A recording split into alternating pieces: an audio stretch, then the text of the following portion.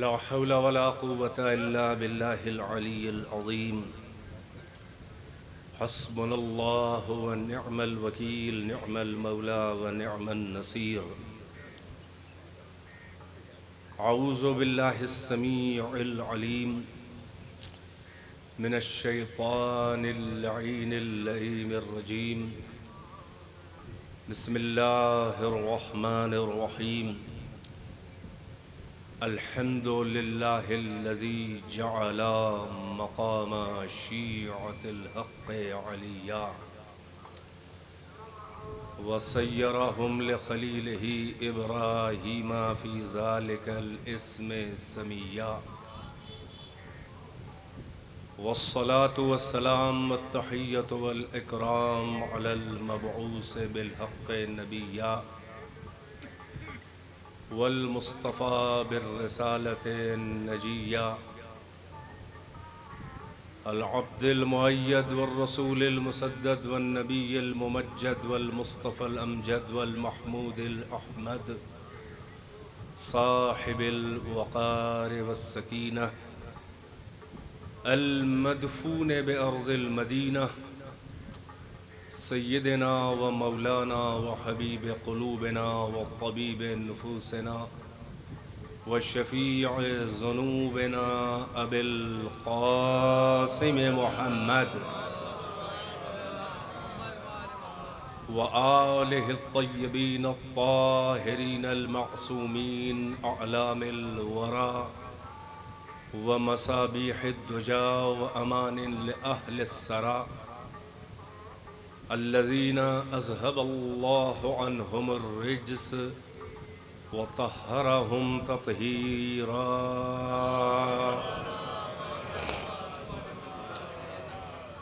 واللعنة الدائمة الباقية على أعدائهم وقتلتهم وغاصبي حقوقهم ومنكري فضائلهم والشاكين فيهم والمنحرفين عنهم. أما بعد، فقد قال الله تبارك وتعالى في القرآن الحكيم: بسم الله الرحمن الرحيم.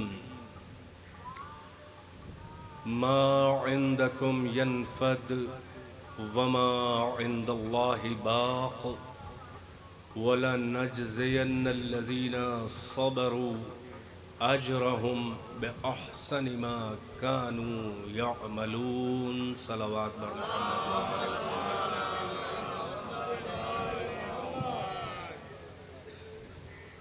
جو حضرات دور بیٹھے ہیں وہ اپنی ہی سدھان میں تھوڑا تھوڑا آگے آ جائیں.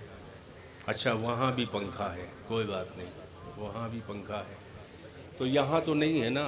آگے آ جائیے، بیچ والے آ جائیے. ایک اور صلوات سے نوازیں بر محمد وآل محمد. پنکھا بہت پریشان کیے.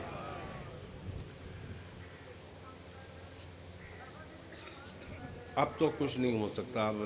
آپ اشارہ کریں، نہ کوئی اتارا جائے گا، نہ نیا پنکھا ٹانگا جائے گا. کوئی بات نہیں، ماشاءاللہ آپ کی سماعتیں بیدار ہیں تو یہ مناسب وقت میں سفر دلچسپی برقرار رہتے ہوئے گزر ہی جائے گا انشاءاللہ. شمع ہر رنگ میں جلتی ہے سحر ہونے تک. تو روز 3 مجالس ہو رہی ہیں، تیسرا دن ہے اور اب یہ ایک اور بچی، 2 اور مجلسیں بچی ہیں. صبح بھی یعنی قبل الظہر، قبل از مغرب اور بعد از مغرب. تو ہر وقت کے آپ عادی ہیں ماشاءاللہ. اور ظاہر ہے کہ ہم لوگ جو ہیں ان کا ذکر ہے کہ جن کے تصدق میں زمان و مکان پیدا ہوئے تو ہر وقت حسین کا ہے، ہر فصل علی کی ہے، اسی لیے علی بلا فصل ہے. صلوات بر محمد آل محمد.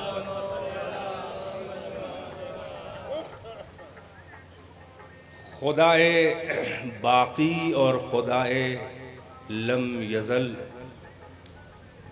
خدائے حی لا یموت اپنے بندوں کو راز بقا سکھا رہا ہے. یعنی باقی رہ جانے کا، ہمیشہ رہ جانے کا گر اور سلیقہ سکھا رہا ہے اس آیت میں، کہ جس کی تلاوت کا شرف میں نے حاصل کیا۔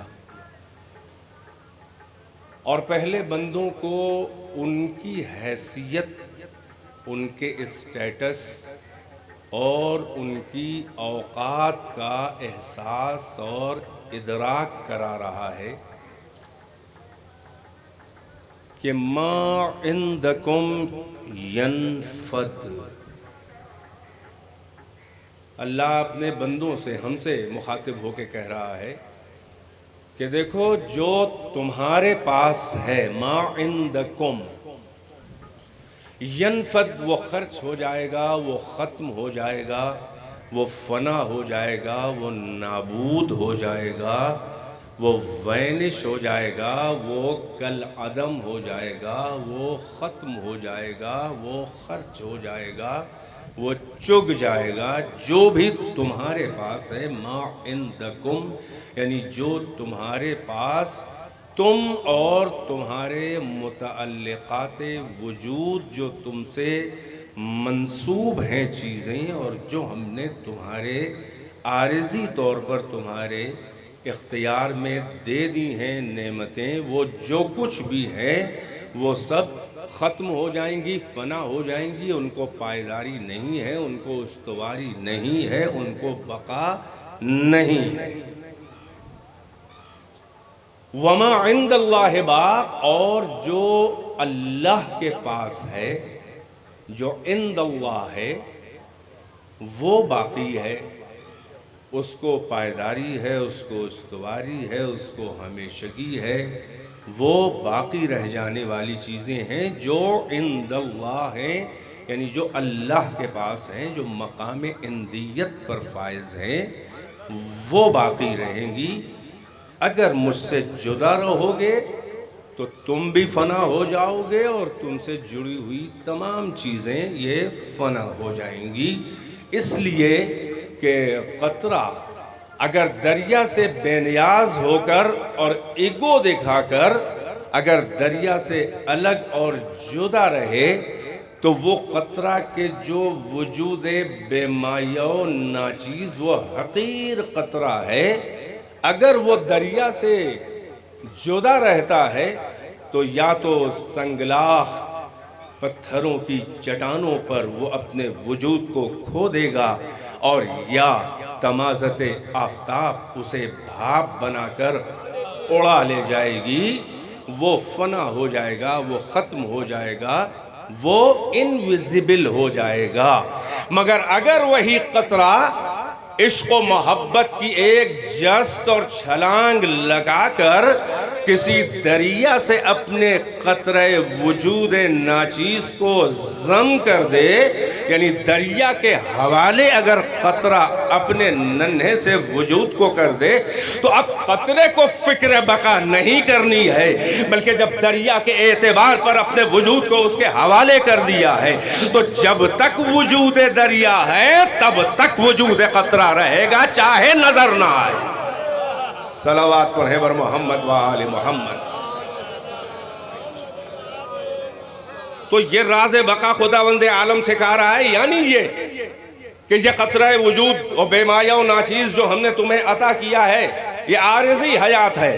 اگر چاہو تو اس حیات کو یہیں کوئٹ کر دو، ختم کر دو، فنا ہو جاؤ، اور اگر چاہو تو اس اپنی عارضی زندگی کو منزل جاویدانی اور منزل بقا سے ہمکنار کر سکتے ہو، یعنی اپنے قطرہ وجود کو ہمارے دریائے عظمت میں ضم کر دو، اور جب ہمارے حوالے کر دو گے تو اب تمہیں فکر بقا نہیں کرنی ہے، میں خدائے باقی ہوں۔ جب ہم پہ بھروسہ کر کے ہمارے حوالے کر دیا ہے، ہمارے وجود میں، ہماری ذات میں، ہماری عظمت میں، ہمارے اعتبار میں تم نے اپنے کو ضم کر دیا ہے، تو میں تمہیں باقی رکھوں گا۔ یعنی اگر اپنے کو باقی رکھنا چاہتے ہو تو اپنے کو ہمارے حوالے کر دو، اپنے آل اور اولاد کو ہمارے حوالے کر دو، اپنے مال و منال کو ہمارے حوالے کر دو، اپنی عزت و آبرو کو ہمارے حوالے کر دو، اپنے عہدہ و جاہ و منصب و حیثیت و دولت و قدرت و سلطنت کو اور اپنے جاہ و حشم کو ہمارے حوالے کر دو۔ اگر تم بقا چاہتے ہو، اپنے ارادوں کی بقا چاہتے ہو، اپنے اداروں کی بقا چاہتے ہو، اپنی آرزوؤں کی بقا چاہتے ہو، اپنی تمناؤں کی بقا چاہتے ہو، اپنی خواہشوں کی بقا چاہتے ہو، اپنی نسل کی بقا چاہتے ہو، اپنے آل و مال کی بقا چاہتے ہو، تو ہمارے حوالے کر کے تو دیکھو، ہم اسے منزل جاویدانی تک پہنچا دیں گے، ہم اس کو منزل بقا تک پہنچا دیں گے۔ یعنی یہ کہ اے میرے بندو، دائرہ بندگی میں داخل ہونے کے بعد منزل بندگی پہ ٹھہرے نہ رہنا، بلکہ ہمارے قرب اور محبت کی فضاؤں میں تم ایسا پرواز کر کے مقام بندگی سے مقام سپردگی میں آ جاؤ۔ بھئی لفظوں کے محرم اور اشارے پہچاننے والے، یعنی بندگی پہ ٹھہرے نہ رہو، بلکہ بندگی سے منزل سپردگی میں آ جاؤ، منزل تسلیم و رضا میں آ جاؤ، ہم تمہیں باقی رکھیں گے۔ اور یہ یاد رہے کہ ہم نے تمہیں فنا ہونے کے لیے پیدا ہی نہیں کیا ہے۔ ایھا الانسان ما خلقتک للفنا بل خلقتک للبقاء، اے انسان میں نے تجھے فنا ہونے کے لیے نہیں پیدا کیا ہے، مگر میں نے تجھے باقی رکھنے کے لیے پیدا کیا ہے، بقا کے لیے۔ مگر ہم نہ کسی کو فنا کے گھاٹ اتارتے ہیں خود سے، اور نہ ہم کسی کو منزل بقا تک لے جاتے ہیں۔ ہم نے سلیقہ سکھا دیا ہے، ذرا آؤ ہمارے حوالے تو کر کے دیکھو، منزل تسلیم و رضا اور منزل سپردگی پر آؤ۔ اس لیے کہ ہر شے کے دو مراحل ہیں، ایک مرحلہ حدوث اور ابتدا ہے، ایک منزل بقا اور انتہا ہے۔ ہر وجود کے دو مرحلے ہیں، ایک مرحلہ حدوث ہے، ابتدا ہے، بگننگ ہے، اسٹارٹنگ ہے، نہیں تھا اور پردہ عظم کو چاک کر کے ہم نے وجود میں اس کو آباد کیا۔ یہ منزل حدوث اور ابتدا ہے، اسٹارٹنگ ہے، نہیں تھے اور ہو گئے، کن فیکون ہے۔ اور اب ایک منزل انتہا اور بقا ہے ہر وجود کا، وہ یہ ہے کہ کب تک رہے گا، کہاں تک رہے گا، باقی رہے گا کہ نہیں رہے گا۔ تو یہ دو مراحل ہیں، ہر شے کے دو مراحل ہیں۔ وہ کوئی امام باڑہ ہو، وہ کوئی حسینیہ ہو، وہ کوئی مسجد ہو، وہ کوئی کالج ہو، وہ کوئی مونٹیسری ہو، وہ کوئی اسکول ہو، وہ کوئی یونیورسٹی ہو، وہ کوئی مدرسہ ہو، وہ کوئی حوزہ ہو، وہ کوئی آرگنائزیشن ہو، وہ کوئی سالانہ پروگرام کی انجمن ہو، وہ چاہے ماتمی انجمن ہو، کوئی بھی خدمت خلق اور خدمت دین کے لیے کوئی بھی چیز جب وجود میں نہیں ہوتی ہے تو اسے وجود میں لانے کا کوئی نہ کوئی وسیلہ ہوتا ہے۔ یہ اس کی منزل ابتدا ہے۔ اور ایک منزل بقا اور انتہا یہ ہے کہ رہے گی کہ نہیں رہے گی، کس کے وسیلے سے رہے گی، کس کے سہارے رہے گی، کب تک رہے گی، کیا اسباب و علل ہوں گے وجود کے، کیا اغراض و مقاصد ہوں گے بقا کے۔ یہ سب ابتدا اور انتہا کے مراحل، یعنی وجود، حدوث اور بقا کے مراحل ہیں۔ مگر آسان نہیں ہوتا ہے کسی شے کو وجود میں لانا۔ بھئی عدم سے وجود میں لانا، نہیں تھی اور وجود میں لانا، توجہ ہے کہ نہیں ہے؟ یہ تو وہ لوگ جانے کہ جنہوں نے کوئی دین کی خدمت کی ہو، کوئی قوم کی خدمت کی ہو، کوئی ملت کی خدمت کی ہو، کوئی مذہب کی خدمت کی ہو، کوئی خلق خدا کی خدمت کی ہو۔ کھیل نہیں ہے، آسان نہیں ہے۔ کوئی انجمن بھی اگر سالانہ پروگرام کی ہو تو اگر کوئی، ایک تو یہ کہ کوئی جلدی تیار نہیں ہوتا ہے کہ اپنے کاموں سے فرصت کہاں ہے، اور پھر یہ بھی خطرہ ہوتا ہے کہ ہمیشہ دین کی اور قوم کی خدمت کرنے والے جو ہیں ان کے دامن پہ دھبے ابھارے جاتے ہیں، حاسدین میں سازشوں کا جال بچ جاتا ہے۔ توجہ ہے کہ نہیں ہے؟ یعنی ادھر کوئی مرد مجاہد جرأت رندانہ دکھا کر کسی شے کو وجود میں لانے کے لیے، مثلا کوئی انجمن ہی میں کہہ رہا ہوں سالانہ پروگرام کی ہو، حاسدین فوراً کہتے ہیں کہ لوگوں کے کانوں میں زہر پاشی کرتے ہیں، زہریلی تبلیغ کرتے ہیں، چندہ نہ دینا کھا جائے گا، ڈونیشن نہ دینا خاندان پروری کرے گا، اپنا بیک ویل وہ جتنا بھی مخلص ہو، مگر ملامت گروں کے تیرہائے ملامت سے کلیجہ کسی بھی مخلص کا بچ نہیں سکتا ہے۔ چنانچہ خدمت دین کرنا آسان نہیں ہے، خدمت قوم کرنا آسان نہیں ہے۔ چھوٹے موٹے نبیوں کا کلیجہ چاہیے اس طرح کے اقدام و کارنامے کرنے کے لیے۔ حاسد جو ہیں وہ نہیں چاہتے کہ یہ کوئی بڑا کام کر لے جائے، اس لیے کہ ان کو حسد ہوتا ہے کہ اس کو راز بقا مل گیا ہے، اس کو زندگی مل جائے گی، یہ نہیں رہے گا، اس کا کام رہ جائے گا، اس کا نام رہ جائے گا، اس کا کارنامہ رہ جائے گا۔ یہ مرحلہ ابتدا ہے، مرحلہ بقا تو اس کے بعد کی منزل منزل ہے وہ بہت بڑی ہے. یعنی وجود میں لانا ہی آسان نہیں ہے، مگر وجود میں لا کے اسے بقا کی منزل تک لے جانا یہ اور بہت زیادہ مشکل ہوتا ہے. توجہ ہے کہ نہیں ہے؟ مطلب یہ کہنے کا مطلب یہ ہے کہ عام وجودوں کے بارے میں یہی دو مراحل ہیں. ایک مرحلہ حدوث ہے، ابتدا ہے، ایک مرحلہ انتہا ہے، بقا ہے. آپ اپنے اور ہمارے وجود کو لے لیجئے. وہ ہمارا وجود اور ہماری ابتدا کیا ہے؟ وہ قطرہ بے مایا و ناچیز بشکل نطفہ ہے کہ جیسے اللہ کہہ رہا ہے کہ اس کو ہم نے مٹی کے جوہر سے پیدا کیا ہے. یہ مرحلہ حدوث ہے، ہم نہیں تھے. ارے بھائی ہمارا وجود جو تھا وہ عناصر اربعہ کے مخزنوں میں بکھرا ہوا اور اس میں ضم تھا. ہم تھے مگر قابل تذکرہ نہیں تھے، ہم تھے مگر ہم شیء مذکور نہیں تھے. توجہ ہے کہ نہیں ہے؟ یعنی اسی لیے تو اللہ فرما رہے سورہ دہر کی ابتدا میں چاہتا ہوں کہ کچھ علمی طور پر آپ کو قرآنی حقائق پیش کر دوں. مرحلہ وجود و بقا میرا موضوع ہے اس وقت.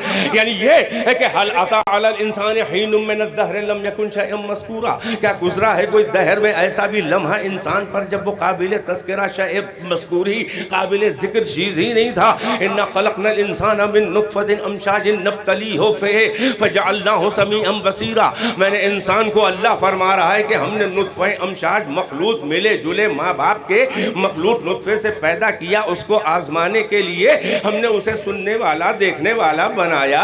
انا ہدیناہ السبیل اما شاکرا و اما کفورا. میں نے اسے اپنی سبیل کی ہدایت یعنی اس کے فانوس ذہن میں چراغ عقل کو روشن کر دیا اور اس کے مملکت جسم انسانی میں حاشیہ نشین ہم نے یہ نفس امارہ شیطان داخلی کو بٹھایا. عقل کو جو ہے وہ پروفیٹک اسٹیٹس دیا، عقل کو منصب نبوت دیا، عقل کو ہم نے نبوتی منصب دیا، اسے حجت باطنی قرار دیا.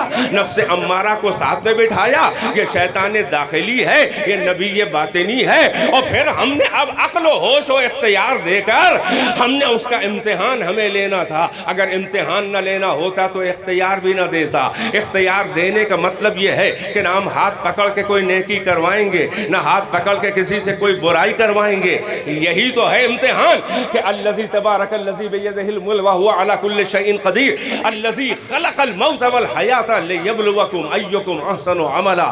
وہ ہے کہ جس نے موت کو اور حیات کو خلق کیا ہے تاکہ تمہیں آزمائے، تمہیں ایگزامین کرے، تمہاری ٹیسٹنگ کرے کہ تم میں ازرو عمل احسن کون ہے. ہم نے تمہیں اچھا نہیں بنایا، ہم نے تمہیں جو ہے وہ گڈ نہیں بنایا، ہم نے بیٹر نہیں بنایا، ہم نے بلکہ تجھے احسن بنایا، سپرلیٹو اس میں تفضیل، تجھے بیسٹ بنایا ہے. توجہ ہے کہ نہیں ہے؟ اور یہی سبب ہے کہ ہم نے کائنات میں کسی شے کو نہ اتنی فراغت سے بنایا نہ اتنی دلچسپی سے بنایا ہے. توجہ ہے کہ نہیں ہے؟ ہم نے کائنات میں کیسی کیسی حسین مخلوقات کو پیدا کر دیا. ہم نے ان کو احسن تقویم نہیں کہا. ہم نے قندیل شمس و قمر لٹکا دی مگر احسن تقویم نہیں کہا. ہم نے معصوم ملائکہ ڈھال دیے مگر احسن تقویم نہیں کہا. ہم نے حوران جنت کے حسن کو خلق کر دیا مگر انہیں بھی احسن تقویم نہیں کہا. ہم نے گردش افلاک پیدا کی مگر ہم نے احسن تقویم نہیں کہا.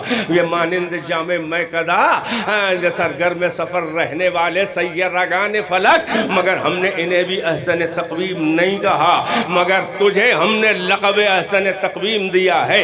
کیوں؟ اس لیے کہ باقی رہنے کا تجھے سلیقہ سکھانا ہے اور تجھ میں اتنی کیپیسٹی ہے کہ میں بتاؤں اور تو عمل کرے تو باقی رہ جا. میں نے کسی شے کو باقی الگ سے نہیں رکھنا چاہا، تو اس سے منسوب کر کے باقی رکھوں گا اگر تو چاہے گا. چنانچہ میں نے کائنات میں کسی شے کو احسن تقویم نہیں کہا مگر جب تجھے پیدا کیا تو میں نے کیا لقب دیا؟ لقد خلقنا الانسان فی احسن تقویم. میں نے انسان کو بہترین قوام حیات پر پیدا کیا. میں نے تجھے لقب احسن تقویم دیا. میں نے تجھے ماہ و سال کے کیلنڈر کا قصیدہ پڑھا ہے. میں نے اس کائنات کو پیدا کیا مگر احسن تقویم نہیں کہا، لیکن تجھے احسن تقویم کہا ہے. اور تیری نسبت سے خود تیرے رب نے، تیرے خالق نے اپنے کو احسن الخالقین کہا. ایک صلوات سے نواز دے بر محمد وآلہ.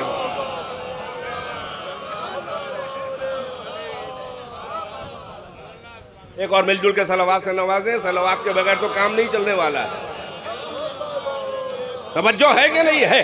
اور میں نے کائنات میں کسی شے کو بھی پیدا کر کے نہ اسے احسن تقویم کہا نہ اس کے مراحل خلقت مادی اور معنوی کو ہم نے ان مراحل اسٹیجز کو ہم نے فراغت اور دلچسپی کے ساتھ بیان نہیں کیا. میں نے جو بھی پیدا کیا بس دیکھو میری کتاب حکیم میں کہ جس میں میرا دعویٰ ہے کہ اس میں ہر خشک و تر موجود ہے. لا رطب ولا یابس الا فی کتاب مبین. میرا ہی دعویٰ ہے کہ میں نے اس کتاب حکیم میں کسی شے کے بیان میں تفریط اور کمی سے کام نہیں کیا. ما فرطنا فی الکتاب من شے. میں نے اس کتاب میں کسی شے کی بھی حقیقت کو بیان کرنے میں کمی سے کام نہیں لیا. مگر جو بھی پیدا کیا فقط رب نے اتنا کہا کہ میں نے فلاں چیز پیدا کی بس. کہیں تفصیل خلقت و مراحل خلقت نہیں بیان کیے. مگر جب تجھے پیدا کیا تو میں نے کیا کہا؟ لقد خلقنا الانسان من سلالۃ من طین ثم جعلناه نطفۃ فی قرار مکین فخلقنا النطفۃ علقۃ فخلقنا العلقۃ مضغۃ فخلقنا المضغۃ عظاما فکسونا العظام لحما ثم انشأناه خلقا آخر فتبارک اللہ احسن الخالقین. ہم نے دیکھ تیرے مراحل خلقت مادی کو کہ اسٹیجز اور مراحل کو میں نے کتنی دلچسپی کے ساتھ بیان کیا ہے کہ ہم نے انسان کو مٹی کے سلالہ اس کے خلا سے مٹی کے جسٹ سے سوائل کے ڈرٹ کے جسٹ سے ایسنس سے مٹی کے ایبسٹریکٹ سے مٹی کے جوہر سے میں نے انسان کو خلق کیا. ثم جعلناہ نطفۃ فی قرار مکین. پھر اس جوہر تین کے اس کے ایسنس کو کھینچ کر ہم نے بشکل نطفہ بے مایہ و ناچیز ایک امانت دار جگہ پر رکھ دیا ایک وقت معلوم کے لیے. فخلقنا النطفۃ علقۃ. پھر ہم نے اس نطفے کو جمے ہوئے خون کے تھکے میں جیلی کی طرح جمے ہوئے خون کے تھکے میں فارم کر دیا, شکل بدل دی, خلق کر دیا. فخلقنا العلقۃ مضغۃ. پھر ہم نے اس خون کے تھکے کو گوشت کے لوتھڑے میں تبدیل کر دیا. فخلقنا المضغۃ عظاما. پھر ہم نے اس گوشت کے لوتھڑے میں باریک باریک سینکڑوں ہڈیوں کے جال بچھا دیے. ماشاءاللہ اہل علم ہے اور قرآنی حقائق ہے. فکسونا العظام لحما. پھر ہم نے ان باریک باریک ہڈیوں پر گوشت کی مضبوط چادریں دبیس چڑھا دیں. اب تک کہ یہ تیرے مراحل خلقت مادی تھے, اب تک تو میٹر کے حدود اور اس کی لیمٹس میں تھا. پھر اللہ خالق کہہ رہا ثم انشأناہ خلقا آخر. پھر ہم نے اس مادی بشریت کو روحانی انسانیت کی دوسری خلقت میں ڈال کر جب پیکر بشری میں روح انسانیت ڈالی, یعنی تیری روح جو ہے وہ مصدر کمالات ہے. تیری روح, توجہ لفظوں کو ضائع نہ کرے, میرے الفاظ خطابت میں یہ کہ فقط بھرتو کے الفاظ نہیں ہوتے. میں نے پیکر بشریت میں جو حدود مادیت میں تھا اس میں میں نے روح انسانیت بھیجی. تیری روح جو ہے وہ مصدر و مرکز کمالات ہے, مگر تیرا جسم جو ہے وہ مظہر کمالات ہے. تیرے جسم ظہور کمال جسم سے ہوگا, بشریت سے ہوگا, اور روح انسانیت مرکز کمالات ہے. اب یہ کیوں میں نے اہتمام کیا؟ یعنی یہ کہ تیرے وجود کو میں آئینہ بنانا چاہتا تھا. یعنی میں چاہتا تھا کہ میرے صفات جلال و جمال کا آئینہ انعکاس تیرا وجود انسانی بن جائے. یعنی میں چاہتا ہوں کہ تیرا وجود ایسا میرے صفتوں کو جذب کر کے منعکس کرے. بھائی ہیں کہ نہیں میرے ساتھ؟ میں چاہتا ہوں تیرا آئینہ میرے صفات کا, تیرا وجود میرے صفات کا آئینہ بنے. یعنی میرے جلال اور جمال کی صفتوں کو اپنے آئینہ وجود میں ایبزارب کر کے ایسا ریفلیکٹ کر, میری صفتوں کو ایسا منعکس کر کہ تیرے اوپر میرا دھوکہ ہونے لگے. میرا دھوکہ ایسی صفتیں نکلے کہ میرا دھوکہ عقلیں حیران کر کے تجھ پہ کرنے لگے. اب یہ تیرا جاب ہے, اب یہ تیرا کام ہے کہ جب عقلیں حیران ہو تجھے دیکھ کر تو ایک سجدہ کر کے یہ بتا دینا کہ صلوات.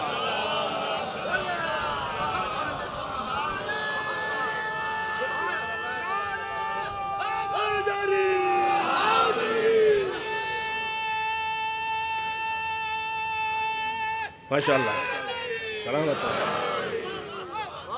تو یہ منزل بقا اللہ سے کھانا چاہ رہا ہے کہ میں دیکھ تیری جو عبودیت ہے، یہ عبودیت جو ہے، یہ العبودیت جوہرۃ، یہ کسی عارف کا قول ہے مگر حقیقت ہے. العبودیت جوہرۃ کنھا الربوبیہ، عبودیت وہ جوہر ہے کہ جس کی باطنی حقیقت جو ہے وہ ربوبیت ہوتی ہے. نہیں غور فرمایا آپ نے؟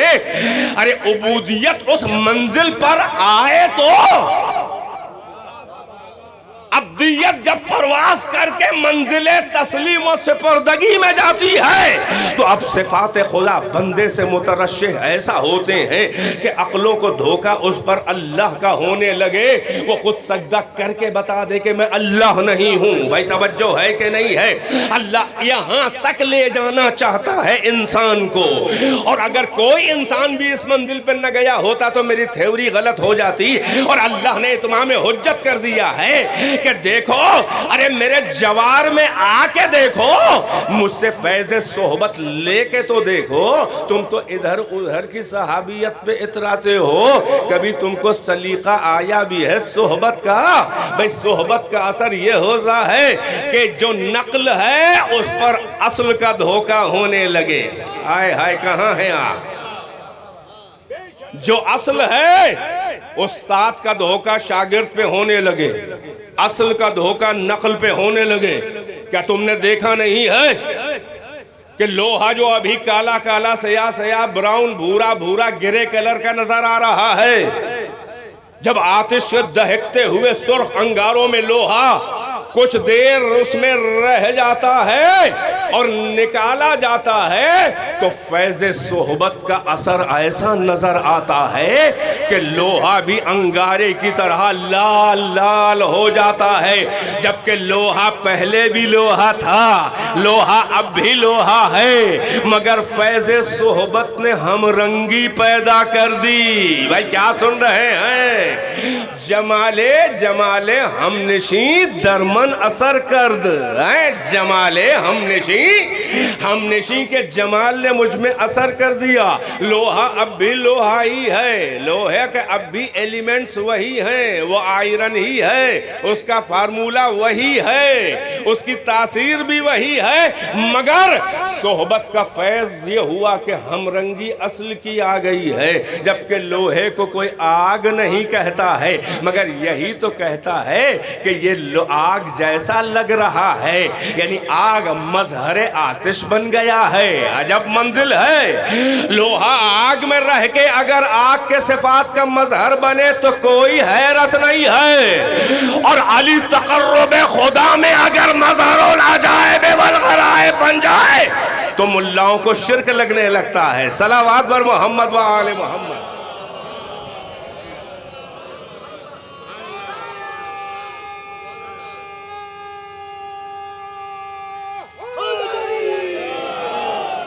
تو یہ مرحلہ بقا ابتدا بتایا میں نے انسان کا. میں جلدی بہت زیادہ وقت نہیں لینا چاہ رہا ہوں، مگر بات میں بات نکلتی جا رہی ہے. ابھی تمہیدی مراحلی میں اٹکا ہوا ہوں، مگر ساتھ ہی ساتھ فضائل و قرآنی حقائق بھی چل رہے ہیں.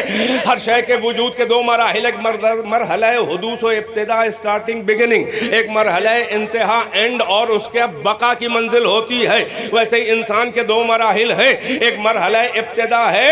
اب اللہ وہ مراحل بیان کر رہا ہے، یعنی مرحلہ وجود و حدوث کو، اور دھیرے دھیرے مٹی سے نطفہ، نطفے سے علقہ، علقے سے مضغہ، مضغے سے ہڈی، ہڈی سے لحم و گوشت، اور پھر روح انسانی، ثم انشأناہ خلقا آخر. اور جب آئینہ تیار ہو گیا تو آئینہ ساز نے جب تیرے وجود کے آئینے کو اپنے سامنے رکھا تو ایسے صفات خالق کو اس آئینے میں نظر آئے کہ اپنا بھی قصیدہ پڑھا اور آئینے کا قصیدہ بھی پڑھا. فتبارک فتبارک اللہ احسن الخالقین. ارے باپ برکت ہے سب سے اچھا پیدا کرنے والا. میں نے ساری کائنات کو اچھا پیدا کیا ہے مگر اس سے نہ اسے احسن تقویم کہا, نہ اس سے نسبت دے کے تیرے رب نے اپنے کو احسن الخالقین کہا. تیرا کمال یہ ہے اے انسان کہ تیری ابتدا ہی احسن تقویم ہے, تو اس سے نسبت دے کے تیرا رب احسن الخالقین ہے. کہہ رہا ہے نا اللہ فتبارک اللہ, انسان کو پیدا کر کے تو اب دیکھ تیری ابتدا ہی احسنیت ہے. گڈ نہیں, بیٹر نہیں, دا بیسٹ, احسن, حسن نہیں, احسن, سپرلیٹو اس میں تفضیل. تو احسن تقویم, تیرا رب احسن الخالقین تجھے پیدا کر کے. دیکھ تیرے کاروان حیات کو تیرا رب حصار احسنیت میں لے کے آگے بڑھا. تو اب اگر اپنی زندگی میں اس احسنیت کے گراف کو اور آگے نہیں لے جا پا رہا ہے تو کم سے کم معیار احسنیت سے نیچے بھی نہ آنا. یہی سبب ہے کہ ساری دنیا عمل کرے مگر انسان سے اللہ کو فقط عمل کی توقعات اور ایکسپیکٹیشنز نہیں ہیں, بلکہ انسان سے کیا ہے توقع؟ لِيَبْلُوَكُمْ أَيُّكُمْ أَحْسَنُ عَمَلًا. اس لیے موت و حیات کو خلق کیا کہ تم میں یہ جانچے کہ تم میں احسن عمل کون ہے.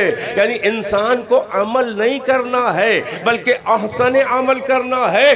تیرے عمل کی مقدار پہ تیرے رب کی نظر نہیں ہے بلکہ تیرے عمل کی کیفیت پہ نظر ہے. توجہ ہے, مجھے ہزاروں بے معرفت کے لاکھوں سجدوں سے کوئی دلچسپی نہیں ہے کہ وہاں کثرت عمل تو ہے مگر کیفیت عمل نہیں ہے. مگر میری مشیت انتظار کر لے گی تیرے ایک ایسے سجدہ رندہ نہ ہو بے اختیار کا کہ فقط میری قدردانی میں ایک ایسا سجدہ شکرانہ, ایک ایسا سجدہ قدردانی کر کہ ایک ایسا طویل سجدہ کر کہ میری محبت میں سر تو سجدے میں رکھ مگر اپنے اختیار سے اٹھا نہیں, کاٹ کے اٹھایا جائے, کاٹ کے اٹھایا جائے. صلوات پر محمد و آل محمد.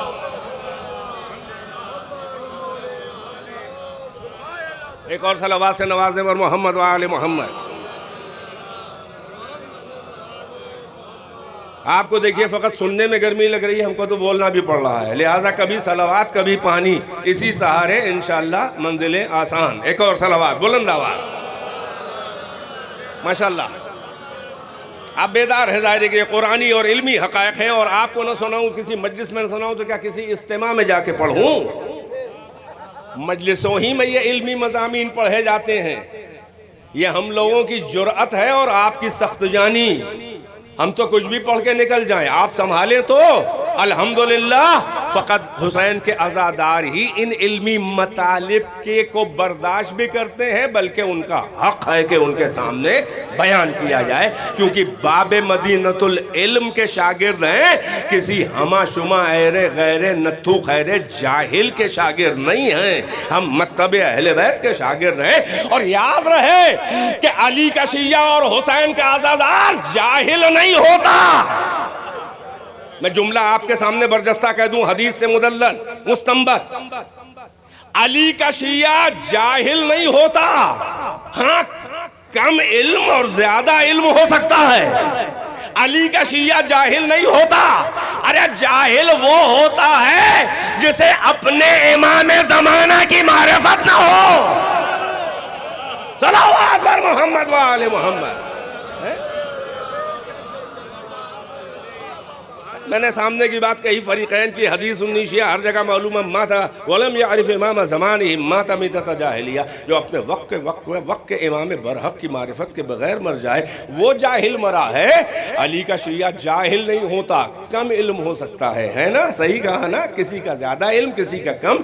جاہل وہ ہے کہ جس کو اپنے امام کی معرفت نہ ہو, اور اگر معرفت امام ہو جائے تو منزل بقا بھی مل جائے.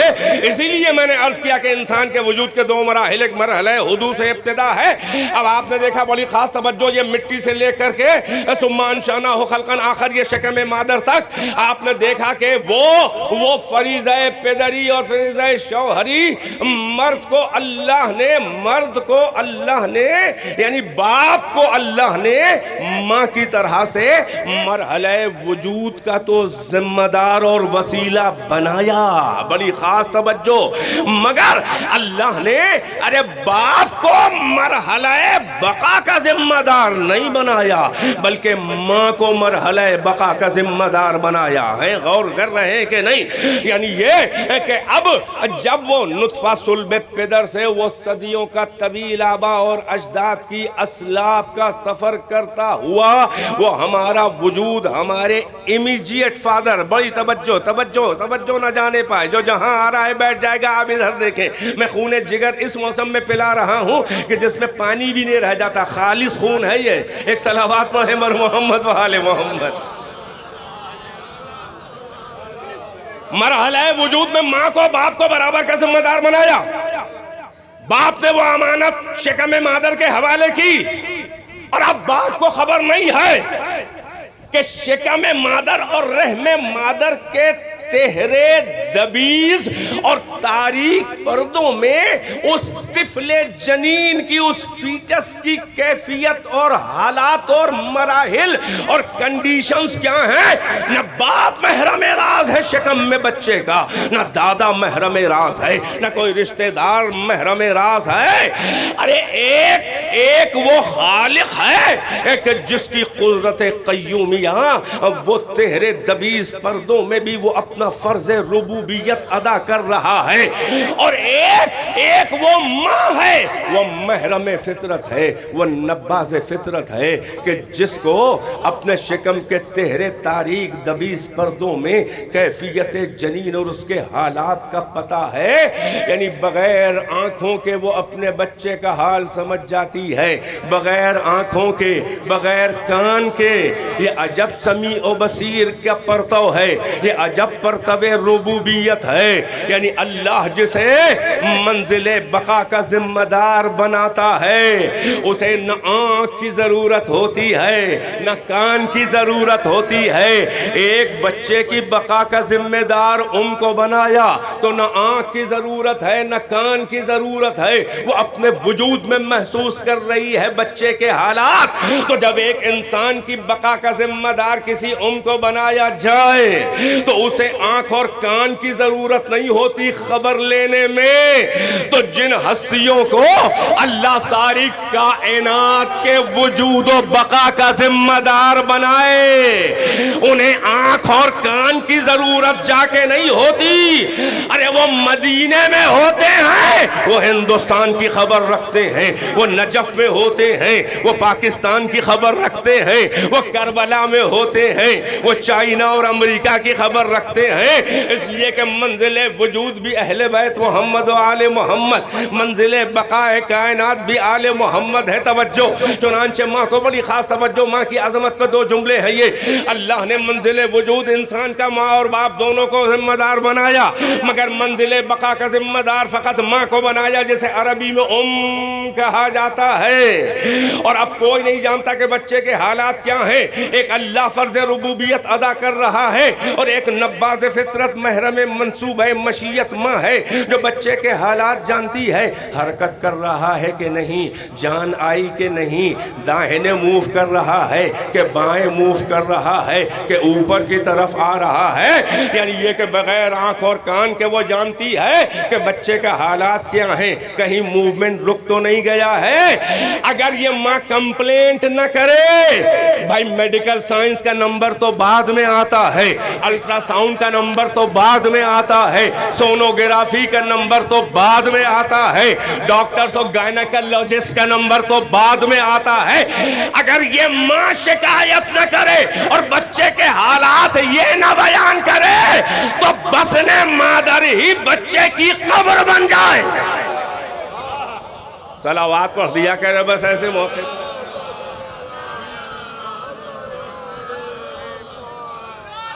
ماشاءاللہ.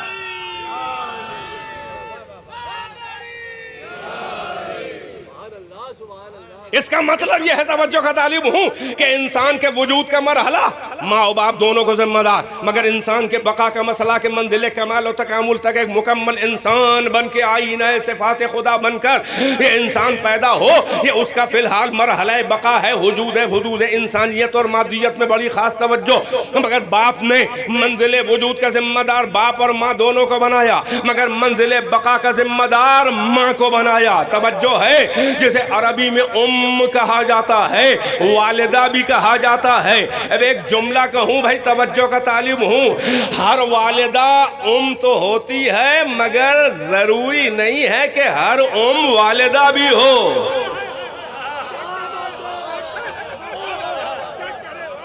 نہیں پہنچے امہات المومنین ہیں، بہت زیادہ سوء استفادہ اور مس یوز کیا جاتا ہے۔ ہر والدہ تو ہوتی ہے، مگر ہر والدہ نہیں ہوتی۔ والدہ کا پروٹوکول اور ہے کہ جس نے پیدا کیا ہے، اور رسول کے رشتے کے طفیل اور تصدق میں مومنین کی مائیں اس لیے بنانا کہ کوئی امتی نبی کی بیوی سے نکاح نہ کر پائے۔ یہ حرمت رسول اللہ ہے، یہ فضیلت کا تمغہ نہیں ہے، یہ نسبت کی طفیلی عزت دی ہے۔ اگر ہضم ہو کسی سے، ہائے صلوات ہی پڑھ لیا کریے، اماں کا ذکر آیا ہے بھائی، توجہ ہے، ماشاءاللہ۔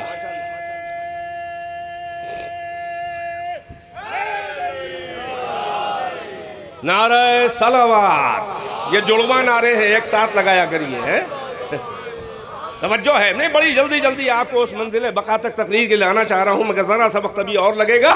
یعنی ایک مرحلہ وجود و حدوث سے ابتدا، بیگننگ سٹارٹنگ میں اللہ نے ماں اور باپ دونوں کو ذمہ دار بنایا، مگر ہمارے اور آپ انسان کے وجود کی منزل بقا جو ہے وہ داخلی مراحل اور کمال کے مکمل انسان ہو کے نکلے، مادی پیکر کے اندر اس میں روحانیت بھی ہو، اور اب کسب کمالات اور اپنے کو باقی رکھنے کا گر سیکھنے کی صلاحیت یعنی مکمل پیدا کیا۔ تو یہ منزل بقا ماں کے حوالے، ادھر بڑی خاص توجہ، جو جہاں آ رہا ہے وہیں پہ بیٹھ جائے گا، ان کے آنے والوں کی سلامتی کے لیے صلوات پڑھیں تاکہ میرے جملے ضائع نہ جائیں۔ تشریف رکھیں، جلدی تشریف رکھیں، جب تک آپ کو لوگ بٹھا نہیں لیں گے تب تک کہ وہ آپ کو دیکھتے رہیں گے۔ چنانچہ ایک اور صلوات پڑھیں تاکہ میں روانی سے پڑھوں اور ادھر دیکھیں۔ ابھی میں آپ کو فقط آمادہ کر رہا تھا، ماشاءاللہ۔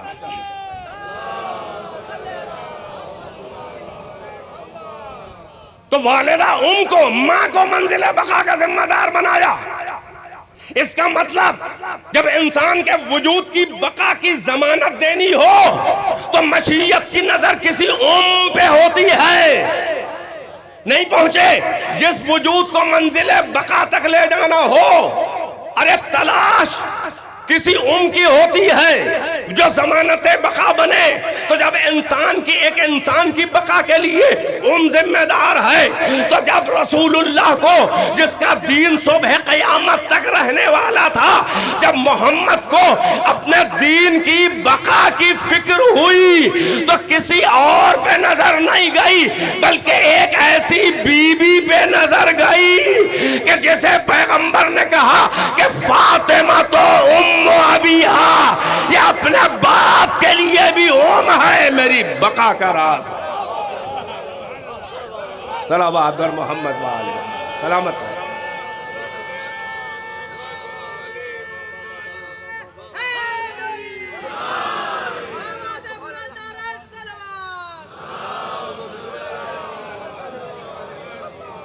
کہتے ہی اسے ہیں، سنیں ذرا سا اور باریک انداز میں، کہتے ہی اسے ہیں۔ زبان عربی میں الف میم میم، یہ 3 حروف سے ایک لفظ بنا۔ 3 حرفوں سے کم عربی زبان میں ورڈ نہیں بنتا، لفظ نہیں بنتا، شبد نہیں بنتا۔ ایک حرف ہو تو حرف ہی کہلائے گا عربی میں، 2 حرف سے بھی بنے کوئی تو وہ بھی حرف کہلاتا ہے، جیسے من، الا، الا، یہ سب جو ہے یہ حرف کہلاتا ہے، حروف جارہ۔ ہیں صفت مشبہہ کے لیے انا وغیرہ یہ حرف کہلاتا ہے. توجہ ان، مگر 3 لفظوں سے حرفوں سے کم پر کوئی لفظ نہیں بنتا. یہ بھی 3 لفظ ہیں، الف میم میم، یہ 2 نہیں ہیں. یہ ایک میں لکھ دیتے ہیں کیونکہ دونوں الفابیٹ میم متجانس ہیں، ایک دوسرے کے جیسے ہیں بلکہ ایک ہی ہیں، لہٰذا ایک بنا کر اس پہ تشدید ڈبلو کی طرح بناتے ہیں کہ یہ از اکول ٹو 2 الفابیٹ 2 میم. توجہ ہے، یہ اسی لیے منہ بند ہو کے پھر کھلتا ہے. زبان عربی میں لفظ کے مطلب سنیں. ماشاءاللہ آپ اہل ہیں اس کے سننے کے. کسی بھی دائرے کا وہ مرکزی نقطہ، کسی بھی سرکل کا سینٹر پوائنٹ،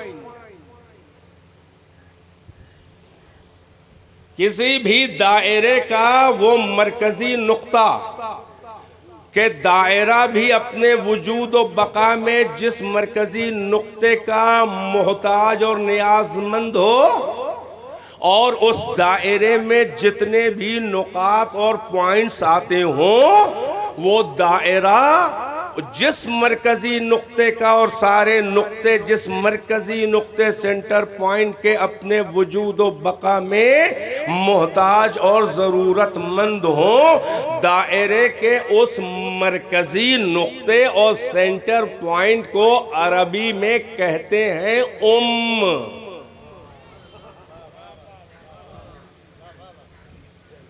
سرکمفرنس جو پریدھی کہلاتی ہے دائرے کی، وہ بھی اس کی محتاج ہو سینٹر پوائنٹ، ڈائمیٹر بھی اسی کی محتاج ہو، ریڈیس بھی اسی کی محتاج ہو، باقی دائرے میں سارے پوائنٹس اسی کے محتاج ہوں، اور مرکز کا وجود پہلے ہوتا ہے چاہے وہ نظر نہ بھی آئے.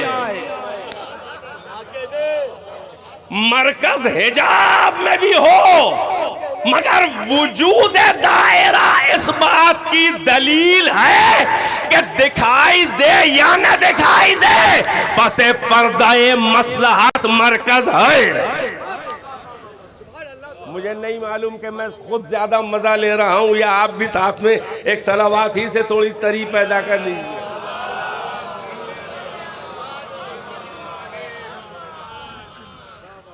اتنی جیومیٹری تو سبھی کو آتی ہے.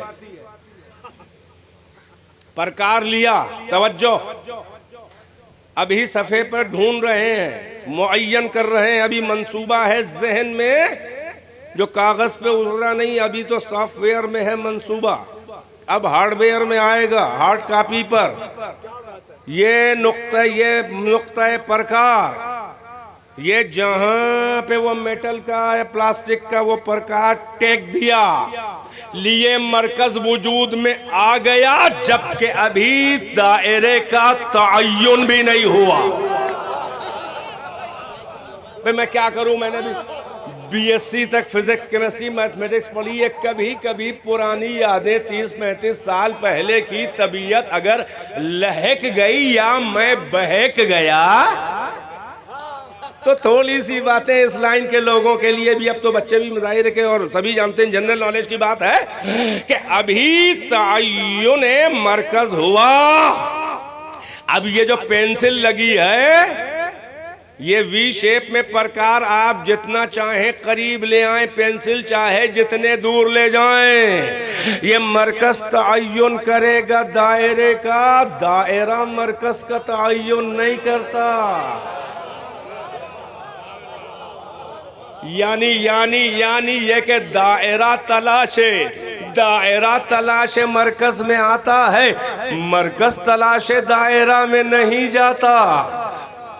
ہیں پہنچ رہے ہیں کہ نہیں پہنچ رہے ہیں؟ یعنی اب یہ تعین کرے گا تو اب جب نقطہ اب مرکزی نقطے کا تعین ہو گیا، اب جو ہے وہ دائرے کا تعین ہوگا، اور جہاں پر یہ جھکا دے مرکزوں سے وہاں سے اب شروع ہوگا دائرہ، اور دائرے کے بس میں نہیں ہے کہ ادھر ادھر رینڈم مرکز سے بیگانے ہو کے جدھر چاہے چلا جائے۔ اگر جائے گا تو دائرہ نہ بنے گا، ٹیڑھا میڑھا رہے گا۔ صلوات پڑھیے پڑھیے پڑھیے، کوئی ضروری نہیں ہے کہ ہر وقت عربی بولی جائے۔ پہنچ رہے ہیں؟ ماشاءاللہ۔ توجہ، تو مرکز ہو گیا، اور مرکز کے بعد اب تعین دائرہ ہوا۔ اگر مرکز کا وفاداری سے استواری سے طواف کرے گا تو دائرہ وجود میں آئے گا، ورنہ وجود میں نہ آئے گا، الٹا سیدھا ادھر ادھر جائے گا۔ اور جب تعین دائرہ ہو گیا تو پھر اب تعین ریڈیس کا بھی ہو گیا اور ڈائیمیٹر کا بھی ہو گیا۔ توجہ ہے، مرکز سے ایک جانب سفر کرو دائرے تک تو یہ ریڈیس بن گیا، اور اگر دونوں جانب سفر کرو تو یہ ڈائیمیٹر بن گیا۔ لیکن مرکز سے گزرے گا نہیں تو نہ ریڈیس کہلائے گا نہ ڈائیمیٹر کہلائے گا۔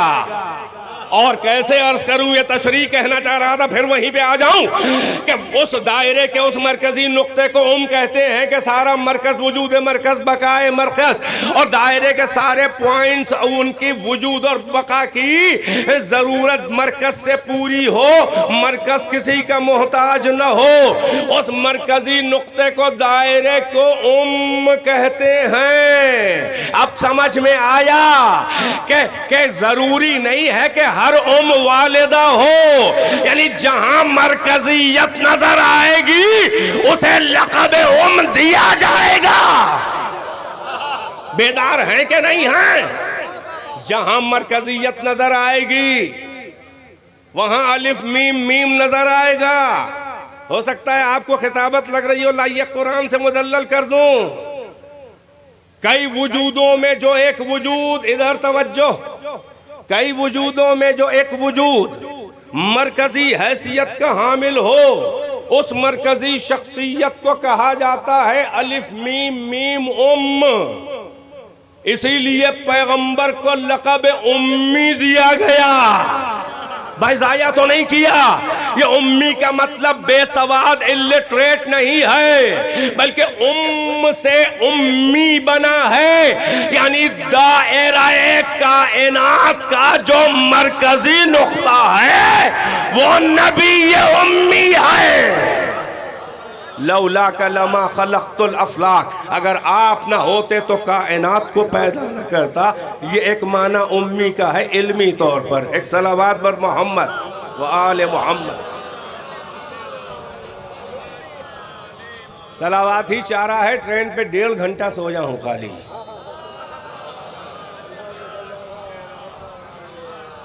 اس کے علاوہ آپ کے پاس بھی کوئی چارہ نہیں ہے کہ بلند آواز سے پڑھیے صلوات۔ ابھی تو بڑی اہم باتیں، مناسب وقت میں بڑی اہم باتیں باقی ہیں۔ اب تو آپ کو اس منزل پہ لے آیا ہوں کہ اب اس کے بعد فوراً پرواز ہو جائے گی انشاءاللہ قاب قوسین تک، ان کے طفیل میں۔ توجہ ہے کہ نہیں ہے؟ تو جو بھی وجود مرکزی ہوتا ہے اسے لقب دیا جاتا ہے۔ اب قرآن سے دوں دلیل۔ چھوٹے چھوٹے گاؤں میں جو مرکزی گاؤں ہوتا ہے، قریہ کہتے ہیں عربی میں گاؤں، قرا اسی کا پلیورل ہے جمع۔ چھوٹے چھوٹے گاؤں کا جو مرکزی گاؤں ہوتا ہے، جسے آپ کے علاقوں میں ہر ضلع میں 50 سینکڑوں گاؤں میں ایک کوئی گاؤں کہلاتا ہے بڑا گاؤں۔ یہ بڑا گاؤں کا مطلب بتائیں کیا ہے؟ جیسے مکے کے اطراف میں عرب میں چھوٹے چھوٹے گاؤں میں جو مکہ مرکزی گاؤں کی حیثیت رکھتا تھا، جو مکہ مرکزی گاؤں کی حیثیت، بڑا گاؤں کی حیثیت رکھتا تھا، اللہ نے قرآن میں اس مرکزی گاؤں کو کیا کہا؟ ام القری، یعنی کئی گاؤں قریوں کی یہ امی جان نہیں ہے، مرکز ہے۔ نہیں ساتھ نہیں ہے، لگتا ہے بات تمام کروں، 5 منٹ کے وسائل ہوں گے، لیکن اگر تھوڑا سا سننا چاہتے ہیں، ابھی تو مکمل 1 گھنٹہ بھی نہیں ہوا نا، تو ویسے ہی دلچسپی برقرار رکھیں۔ تیار ہیں؟ سن رہے ہیں؟ ماشاءاللہ سب لوگ کہہ رہے ہیں 2-4 کی وجہ سے ایسا نہ ہو کہ ہم پڑھتے زیادہ ہو، بعد میں آپ کو پکڑیں ہم تو چلے جائیں گے، لہذا سب لوگ صلوات پڑھیں تاکہ کوئی کسی کو نہ پکڑے۔ توجہ، اللہ نے مکہ کو ام القری، ماشاءاللہ اللہ نے مکہ کو جو چھوٹے چھوٹے گاؤں کے، کیوں مکہ میں مرکز تھا؟ اقتصاد کا مرکز بھی تھا، مکے میں سالانہ میلہ لگتا تھا، عکاظ کا میلہ، جس میلے کی کمائی سے عرب اس کے منافع کو سال بھر کھاتے تھے، یعنی اکانومی کا بھی سینٹر تھا، اور اللہ کا گھر کعبۃ اللہ الحرام ہونے کی وجہ سے ریلیجس سینٹر بھی تھا، یعنی دینی مرکز بھی تھا، اقتصادی مرکز بھی تھا۔ تو گاؤں کے مرکز کو اللہ نے کہا ام القری۔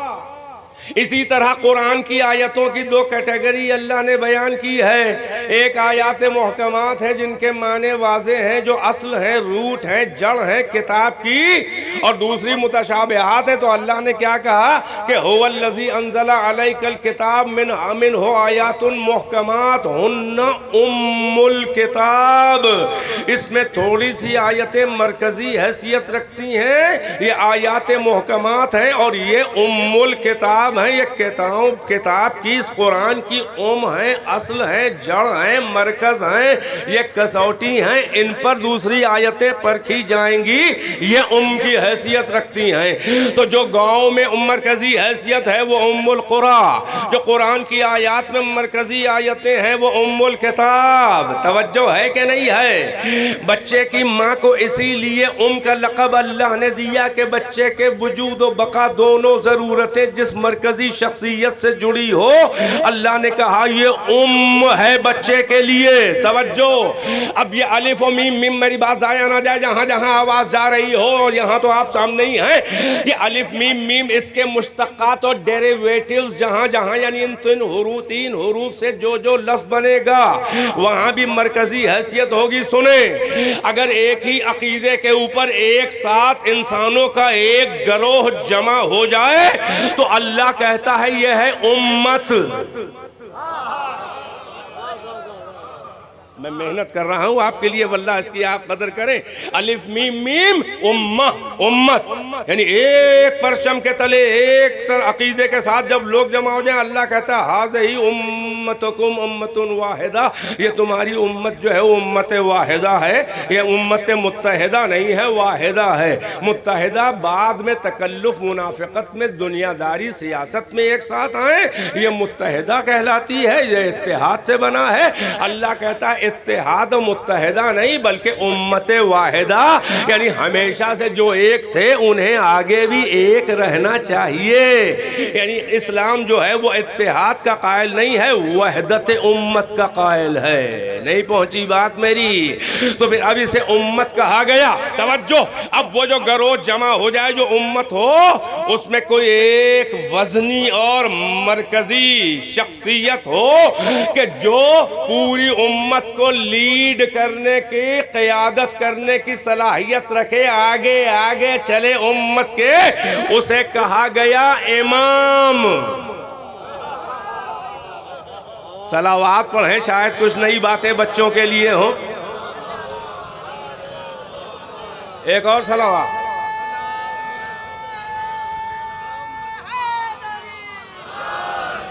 سمجھ میں آ رہا ہے؟ وہ 2 رکعت کا امام ہو، توجہ، جو آگے آگے کھڑا لیڈ کر رہا ہو، یا پوری امت کا قائد ہو صبح قیامت تک۔ اللہ نے کہا یہ الف میم سے یہ مشتق ہے، یہ ہے امام، یعنی وہ انسانوں کی مرکزی شخصیت جو ہر اعتبار سے، یعنی یہ کہ ساری امت جس کی محتاج ہو اور وہ کسی کا محتاج نہ ہو، وہ ہوتا ہے امام۔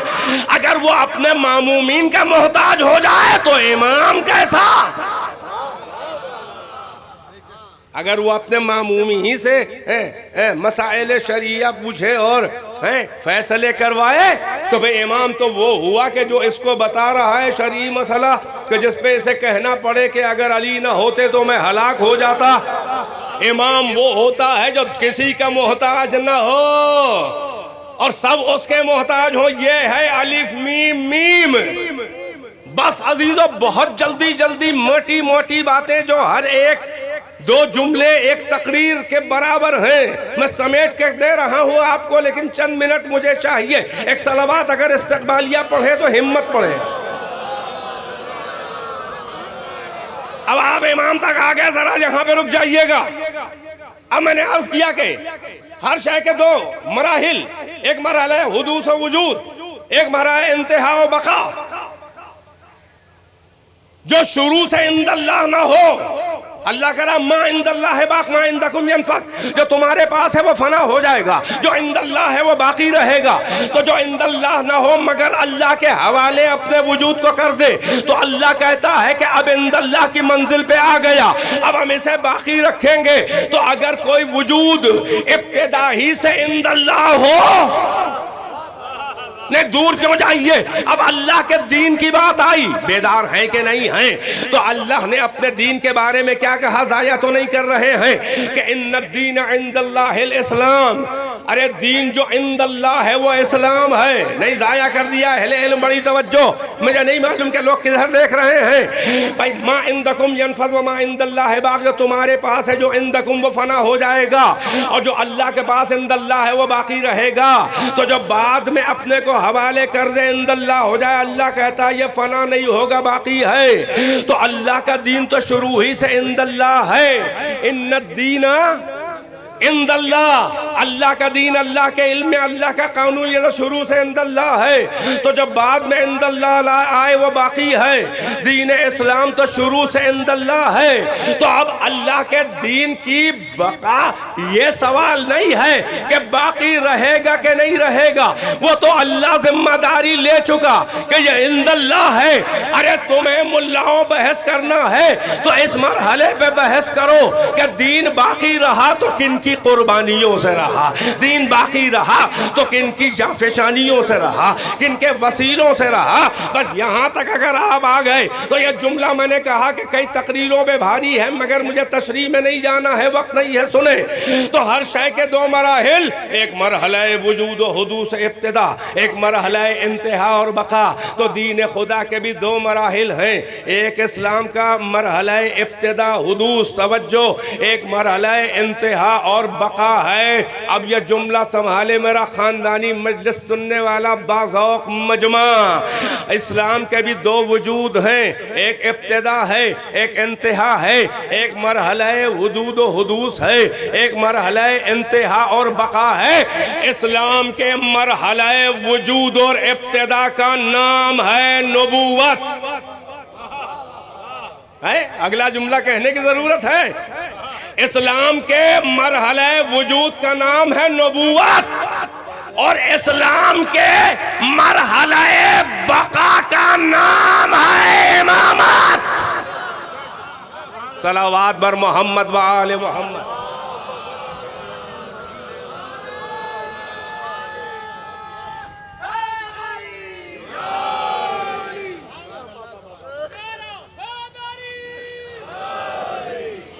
صلوات بلند آواز سے پہنچ گئی میری بات؟ میں نے عرض کیا کہ مجھے بہت دور تک نہیں لے جانا ہے، بس اس منزل پہ لے آیا کہ جہاں سے آپ کو لا کے کنیکٹ کرنا تھا۔ وجود و حدوث، کوئی عمارت، کوئی ادارہ، انسان، آئی دین خدا تک بات، جو بعد میں عند اللہ ہو، اللہ کہتا ہے اب ہم باقی رکھیں گے، مٹنے نہ دیں گے کیونکہ تم نے ہمارے حوالے کر دیا۔ تو اللہ کا دین تو عند اللہ الاسلام، پہلے ہی سے ہے دین جو عند اللہ۔ تو اسلام کا ایک مرحلہ ابتدا ہے، ایک مرحلہ انتہا۔ اسلام کے مرحلہ ابتدا اور وجود کا نام ہے نبوت۔ یہ نبیوں کا کام ہے کہ اسلام کے وجود کو آگے بڑھائیں، یہ اماموں کا کام ہے کہ وجود کو منزل بقا تک لے جائیں۔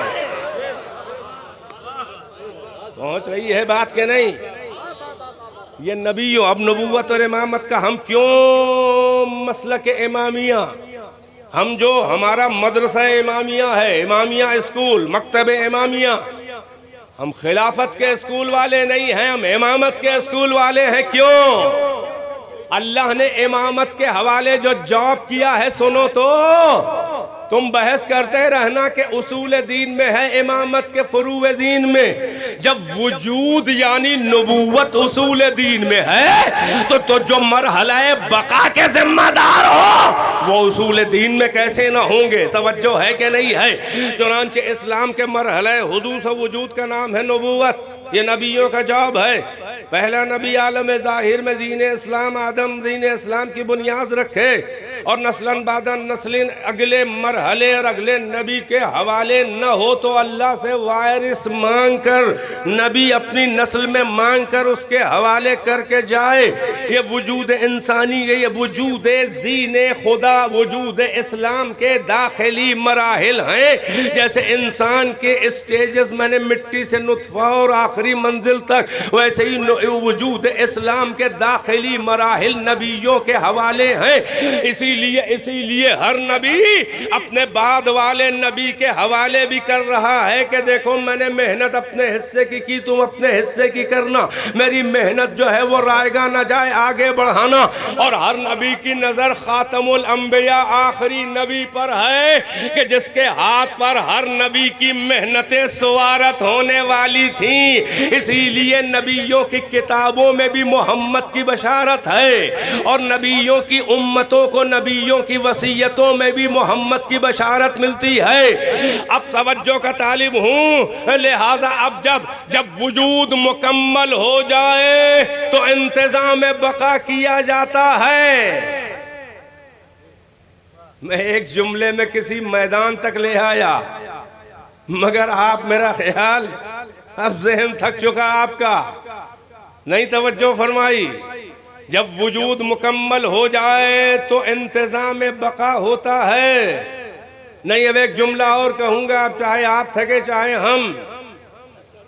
نبی اور امام کا فرق جملے میں، نبی کا کام ہے دین خدا کو لا کر، اللہ سے ریسیو کر کے انسانوں تک پہنچانا، بتانا، سکھانا، عمل کر کے، عمل کروا کے، دین کو پھیلا کر، مکمل کر کے یہاں چھوڑ کر اللہ کے پاس چلا جانا. لمبا سا جملہ تھا مگر پوری مجلس.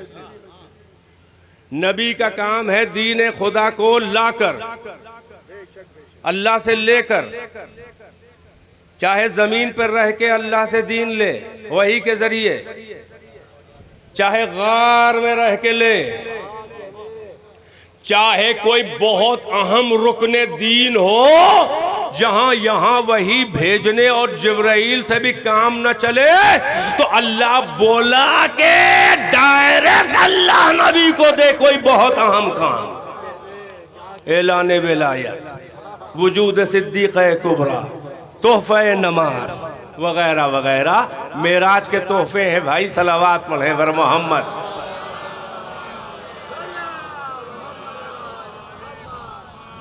ایک اور صلوات اسی انداز میں نہیں، اس سے اچھی.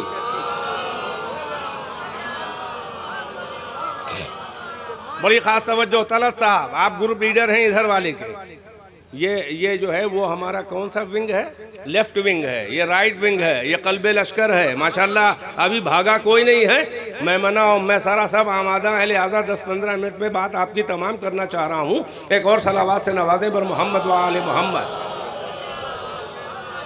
پھر سے سنیں، نبی کا کام ہے دین خدا کو اللہ سے لے کر، یہیں رہ کر چاہے جا کے لائے معراج و قاب قوسین کی تنہائیوں سے، خلوتوں سے دین خدا لے کر انسانوں تک پہنچانا، تبلیغ کرنا، پھیلانا، بتانا، عملی اور قولی طور پہ سکھانا، کر کے کروا کے دین خدا کو لے لے کے پہنچا کے مکمل کر کے نبی کا کام ہے دین خدا کو یہیں چھوڑ کر امت میں چلا جانا.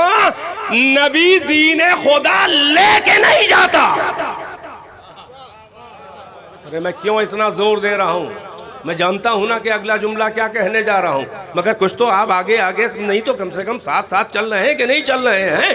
یعنی نبی کا کام ہے دین خدا کو لا کے پہنچا کے پھیلا کے مکمل کر کے کمپلیٹ کر کے الیوم اکمل تو مکمل کر کے لے کے نہیں جاتا، بلکہ نبی دین خدا کو چھوڑ کر جاتا ہے. ایک دلیل دے دوں، ایک دلیل خطبہ غدیر کا جز ہے حدیث ثقلین. جانے والے ہیں خطبہ غدیر، توجہ.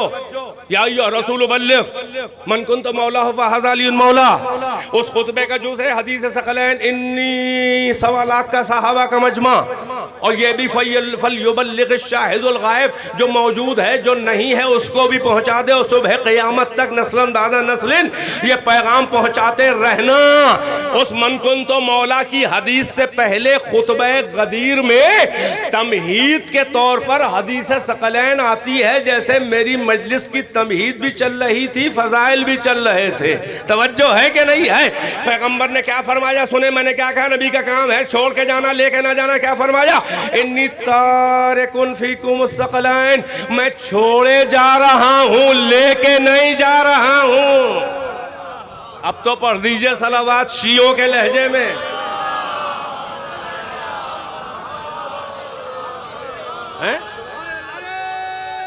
ماشاءاللہ سلامت رہے. بس انی تارکن فیکم الثقلین، میں ترک کر کے، جیسے مرنے والا مرتا ہے کہتا ہے میں ترکا. توجہ، اس کو نہ دیکھیں وہ یہیں پیدا ہوا یہیں جوان ہوگا یہیں کی زینت بنے گا، پریشان نہ ہو. انی تارکن فیکم الثقلین، ادھر بڑی خاص توجہ، میں چھوڑے جا رہا ہوں، میں ترک کیا جا رہا ہوں. جیسے کوئی جانے والے کا جو میراث بچی ہوئی ہوتی ہے کہتے ہیں یہ ترکہ ہے مرحوم کا. پیغمبر بطور ترکہ کہہ رہے ہیں چھوڑے جا رہا ہوں کیا؟ کتاب اللہ و عطرتی اہل بیتی، ایک کتاب خدا ہے لکھا ہوا تدوینی قانون اسپوکن اور ریٹن لفظوں میں، اور ایک ہے عملی قانون کردار کا قانون. یہ میرے عطرت ہے اہل بیت، وہ خاموش قرآن ہے یہ بولتا ہوا قرآن، یہ دونوں ملا کے مکمل دین ہے. میں چھوڑ کے جا رہا ہوں لے کے نہیں جا رہا ہوں. اب میرا خاندانی پشتینیت مجلس سننے والا مجمع اگلے جملے کی قدر کرے گا کہ نبی کا کام ہے دین خدا کو لا کے پہنچا کے چھوڑ کے چلا جانا، اور امام کا کام ہے دین خدا کی حفاظت کر کے ہر قیمت پر، ہر گمراہی سے بچا کر، ہر بدعت سے بچا کر، ہر ضلالت سے بچا کر، اپنی جان پر کھیل کر، اپنے خاندان کو تہہ دیکھ کر آگے. امام کا کام ہے دین خدا کو ہر قیمت پر بچا کر یہاں سے میدان قیامت تک لے جانا.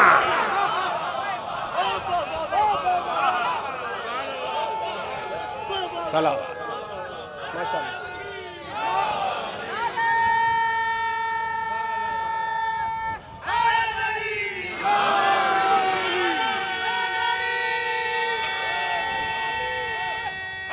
ماشاءاللہ ماشاءاللہ. میرا پیغام پہنچ گیا اور میری بات مکمل ہے تقریباً. سلامت رہیں آپ. ہاں، میں اپنی ڈٹائی اور آپ کی سخجانی کی بھی داد دیتا ہوں کہ آپ وہیں پہ ٹھہرے رہے. ایک ہی نقطے پہ مجلس چل رہی ہے، 1 گھنٹے سے اوپر ہو گیا، اور اس بات کو ڈیفائن کرنے میں یہاں تک لے آیا جو شروع سے دعویٰ تھا کہ نبوت جو ہے وہ اسلام کا مرحلہ ابتدا اور حدوث وجود ہے، امامت اسلام کا مرحلہ بقا ہے. نبی کا کام ہے دین خدا کو لا کے پہنچا کے مکمل کر کے چھوڑ کے چلا جانا.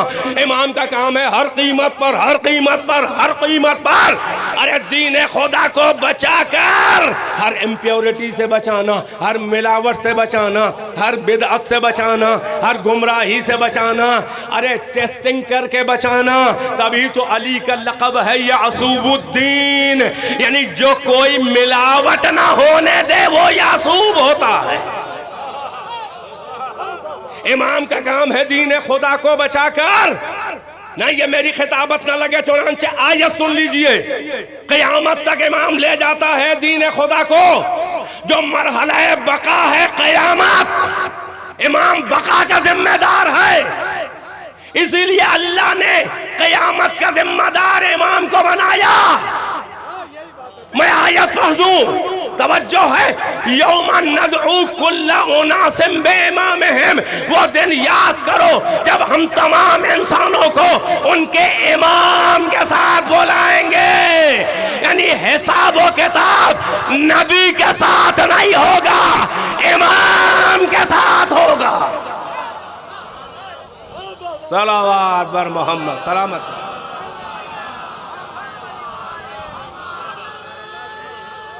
بس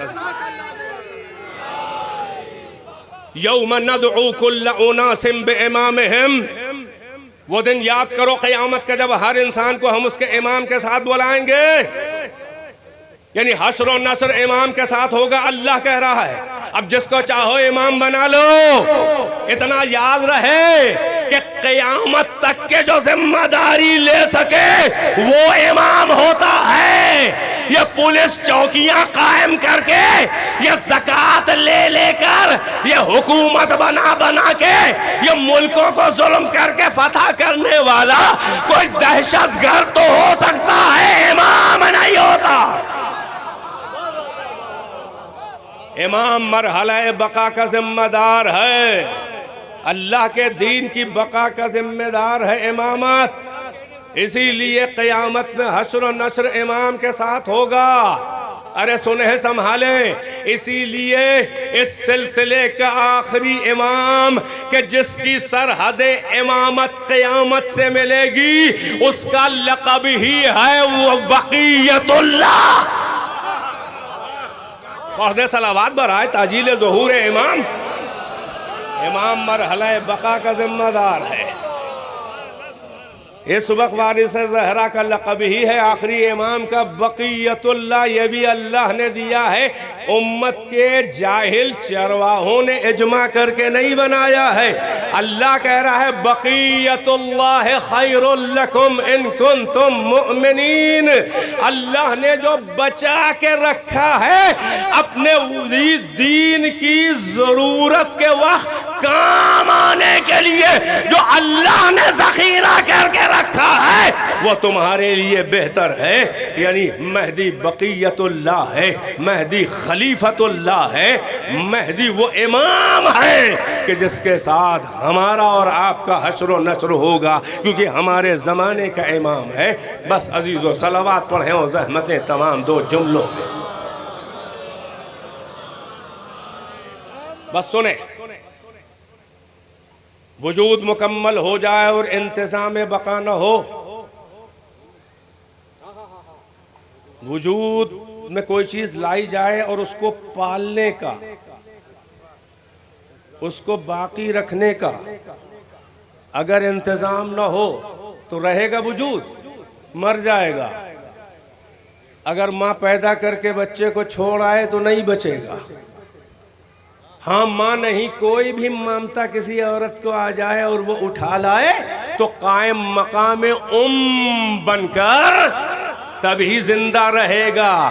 کوئی نہ کوئی پرتو ہونا چاہیے۔ توجہ، یعنی وجود کا انتظام ہو، بقا کا انتظام نہ ہو تو وجود زندہ نہیں رہے گا، مر جائے گا۔ تو ہر ایک کوئی بھی یہ نہیں کہے گا کہ سبحان اللہ آپ نے بچہ پیدا کیا، بلکہ یہ تانا دیا جائے گا کہ اگر باقی رکھنے کا سلیقہ نہیں تھا تو پیدا کرنے کا فائدہ ہی کیا تھا، یہ اور رسوائی ہو جائے گی۔ یعنی اگر انتظام، بس میرے دو تین جملے ہیں وعدے کے ساتھ، اگر انتظام وجود ہو اور انتظام بقا نہ ہو تو وجود مر جائے، تو ہر عقل مند کو یہ حق ہے کہ تانا دے کہ گویا آپ نے پیدا ہی نہ کیا، یعنی آپ نے وجود کا کوئی کام ہی نہ کیا۔ بھئی یہی تو لہجہ میدان غدیر میں اللہ کا رسول اللہ سے بدلا تھا کہ یا ایھا الرسول بلغ ما انزل الیک من ربک، صلوات بر محمد و آل محمد۔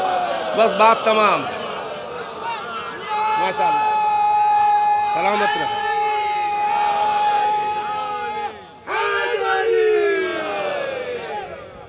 صلوات بر محمد و آل محمد. ماشاءاللہ صلوات بھی پڑھ رہے ہیں. ایک اور بلند آواز سے. یا ایھا الرسول بلغ. مختصر سے 4-6 جملوں کے مسائل. عاشور کا عشرہ نہیں ہے محرم کا. چند منٹ بھی کافی ہیں. معرفت ہو گئی. چند آنسو آپ کے بہ جائیں. خلوص کے ساتھ رومال سیدہ کی زینت بی بی بڑی قدردان ہیں. ہم جنہیں اشک سمجھتے تھے وہ گوہر نکلے. فاطمہ لے گئیں فردوس کی زینت کے لیے. ہم جنہیں اشک سمجھتے تھے وہ گوہر نکلے ہیں. تو بس آمادہ رہیں 2 جملوں میں. انتظام وجود ہو انتظام بقا نہ ہو تو کہنے کا حق ہے وقلا کو کہ آپ نے کوئی وجود کا کام ہی نہ کیا، کیونکہ باقی رکھنے کا کوئی انتظام نہ کیا، وجود مر گیا. اللہ نے کہا یا ایھا الرسول بلغ، اے رسول اپنی رسالت کی ذمہ داریوں کا احساس ہے. اے وہ آخری رسول و نبی کہ آدم سے لے کر عیسیٰ تک کی محنتیں جس آخری نبی کے ہاتھوں کے اوپر ہیں، اور اب تیرے ہاتھ پر دین مکمل ہوا چاہتا ہے، مگر میرے حبیب کیا میرے دین کو لاوارث چھوڑ کے چلے جاؤ گے؟ اگر لاوارث چھوڑ دیا تو میرا دین مٹ جائے گا. لہذا انتظام بقا بلغ ما انزل الیک من ربک، جو آپ پہ ماضی میں ہم حکم دے چکے ہیں، اب اس کے امپلیمنٹیشن کا وقت آ گیا. اب اعلان اور اسے قانونی حیثیت دینے کا وقت آ گیا. یعنی علی کو میرے دین کی بقا کا ذمہ دار بنا کے اپوائنٹ کر دیجئے بحیثیت امام. اور اگر توجہ انتظام وجود ہو انتظام بقا نہ ہو تو کہا جاتا ہے کوئی کام ہی نہ کیا. وَإِن لَمْ تَفْعَلْ، اور اگر ایسا نہ کیا فَمَا بَلَّغْتَ رِسَالَتَهُ، تو رسالت کا یعنی میرے دین کے وجود کا کوئی کام ہی نہ کیا آپ نے. صلوات. بس عزیز انتظام وجود ہو جائے. موٹے موٹے جملے. انتظام وجود ہو جائے انتظام بقا نہ ہو تو وجود ختم ہو جائے گا. تو مکمل ہونے کے بعد بھی سرٹیفکیٹ دینا بیکار ہے. جب زندہ ہی نہ رہے گا تو سند لے کے کیا کرو گے کہ مکمل ہو گیا. اور اگر انتظام بقا ہو جائے تو اب سند دی جاتی ہے. اسی لیے بلغ کے حکم کے بعد جیسے ہی من کنتم مولا، یعنی اسلام کے فیوچر کو سیکیور کر دیا، علی کو امام اپوائنٹ کر کے اللہ نے کہا اب انتظام بقا تم نے کر دیا، لو اب تکمیل کی سند بھی لیتے جاؤ. الیوم اکملت لکم دینکم واتممت علیکم نعمتی ورضیت لکم الاسلام دینا. صلوات بر محمد. بس ربط مصائب کا جملہ آپ نے بہت داد دی اور بہت آپ کی عرق ریزی میں نے کروائی، لیکن بس اس منزل اس نچوڑ کی حد تک آپ کو لانے کے لیے، اور الحمدللہ آپ نے میری محنت کو سوارت کیا. اللہ آپ کو اجر دے. مکمل ہو جائے لیکن اگر کوئی لائق وارث نہ مل رہا ہو، چاہے کوئی انجمن ہو، چاہے کوئی کالج یونیورسٹی ہو، چاہے کہ صبح قیامت تک کا دین، نبیوں کو چھوٹی چھوٹی نبوتیں تھوڑے تھوڑے وقت کی نبوتوں پہ جب تک اللہ کی طرف سے اگلا معصوم حجت لائق وارث نہ مل گیا نہ ہوا تو مانگا. زکریا نے بڑھاپے میں مانگا تب تک چین نہ ملا. تو انبیاء چھوٹی چھوٹی نبوتوں کے لیے فکر مند ہوں کہ لائق وارث مل جائے، اور محمد صبح قیامت تک کے سب سے اونچے دین و شریعت اور کتاب اور معجزات کو لاوارث چھوڑ کے چلے جائیں. مگر کوئی لائق وارث مل جائے تو جانے والا بڑے اطمینان سے جاتا ہے. اب کوئی کوفت نہیں ہوتی، ٹینشن نہیں ہوتا. جب اپنے لیول کا اپنے اسٹیٹس کا کمیٹڈ وارث اور سکسیسر مل جائے تو بڑے سکون سے جانے والا مسکراتا ہوا جاتا ہے کہ اپنے برابر کے آدمی کے حوالے. یہی تو اللہ سورہ علم نشرح میں اپنے حبیب سے کہہ رہا ہے، اے محمد فَإِذَا فَرَغْتَ فَانْصَبْ وَإِلَىٰ رَبِّكَ فَارْغَب. جب آپ تبلیغ سے فارغ ہو جائیں، دین مکمل کر دیں، فَانْصَب تو نصب کر دیں، علی کو اپوائنٹ کر دیں امام. وَإِلَىٰ رَبِّكَ فَارْغَب. پھر بغیر کسی ٹینشن کے اپنے رب کی طرف بڑے رغبت کے ساتھ ٹینشن نہیں لینا ہے، علی کے حوالے کر دیا۔ ارے علی جانے اولاد علی جانے، صلوات بر محمد۔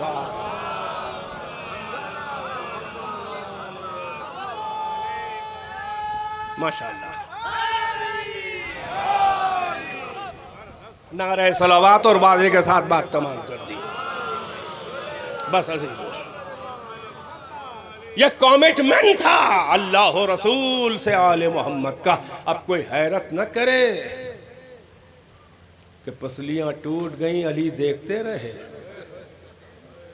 تانے دیے جاتے ہیں نا، بے حرمتی ہو رہی تھی سیدۃ النساء مریم کا بھی افتخار، عصمت کبریٰ، فاتح خیبر، شیر خدا دیکھتے رہے جی۔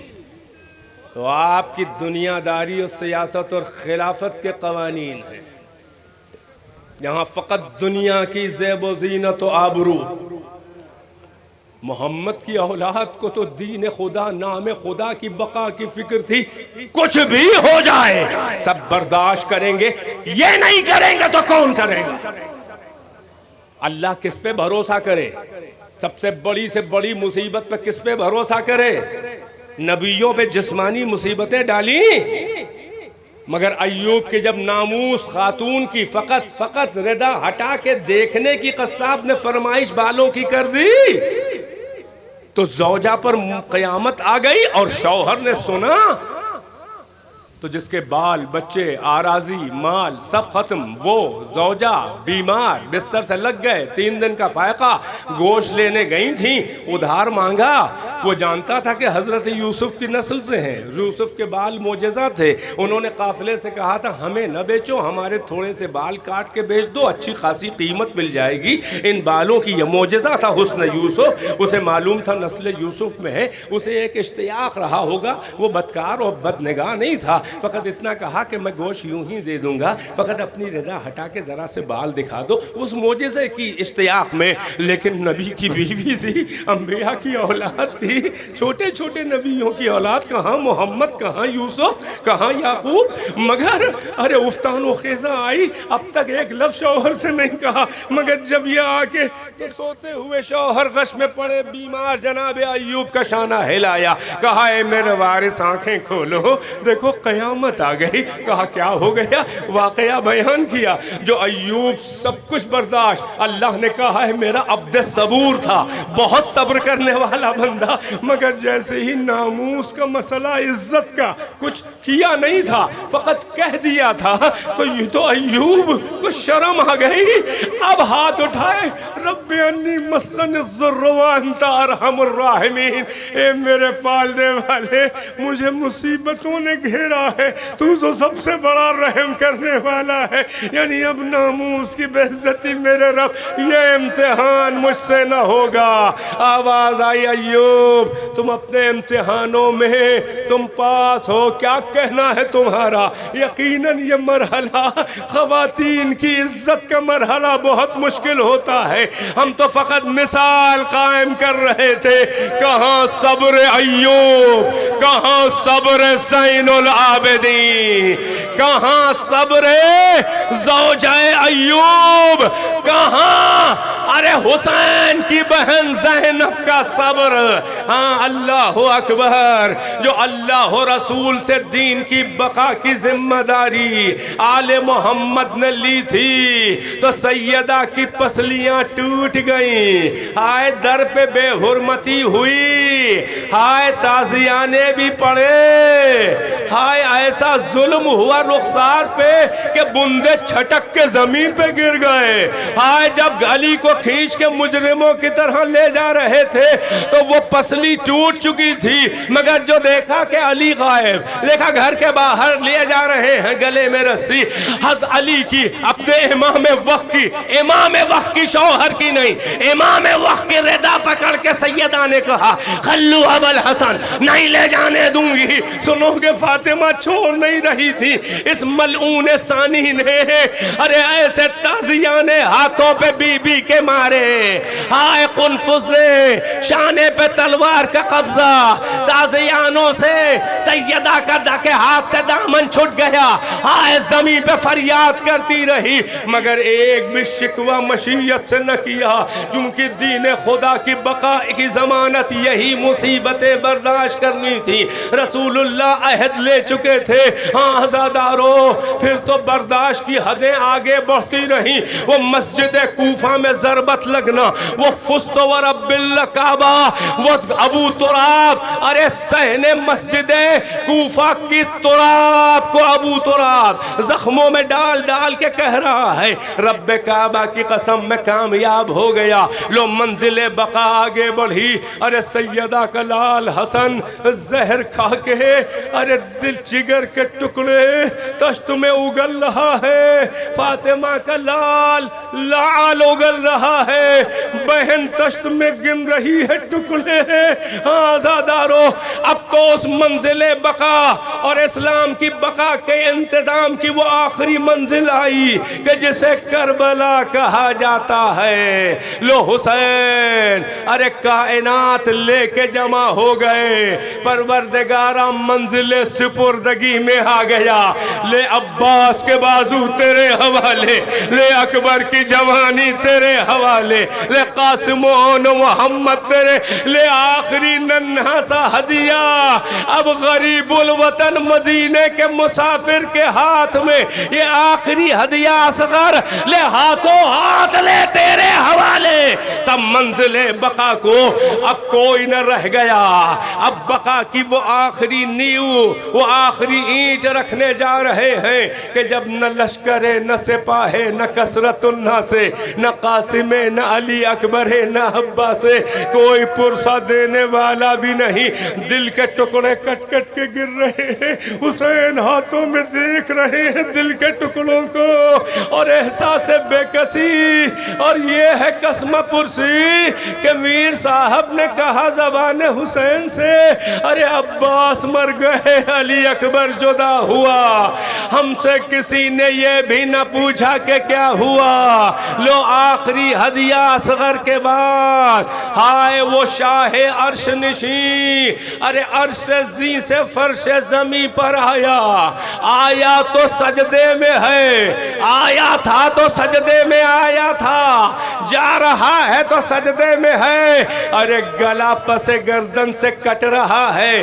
حسین کو کوئی فکر نہیں ہے کسی مصیبت کی، کربلا لرز رہی ہے مگر حسین کا سر نہیں ہل رہا ہے۔ اب یہ وہ سجدے میں سر جھکا ہے جو اسلام کی بنیادوں کو مضبوط کر کے منزل بقا تک لے جائے گا۔ ایک ایسا سجدہ باقی ہو رہا ہے کہ سر رکھے گا تو اختیار سے مگر اٹھائے گا نہیں اختیار سے، یعنی حسین کا سجدہ آج بھی باقی ہے۔